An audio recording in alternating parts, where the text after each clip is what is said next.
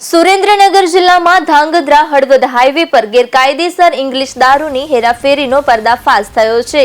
ટ્રકમાં સફેદ પાવડરની થેલીઓની આડમાં છુપાવીને લઈ જવાતો દારૂ ઝડપાતા ચકચાર મચી ગઈ છે।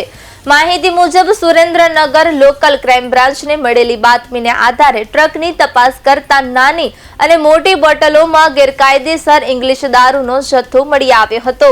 પોલીસે અંદાજે ₹30 લાખનો મુદ્દામાલ જપ્ત કર્યો છે। આ કાર્યવાહી દરમિયાન દારૂની હેરાફેરી કરતા એક ઇસમને રંગે હાથ ઝડપી લેવામાં આવ્યો છે।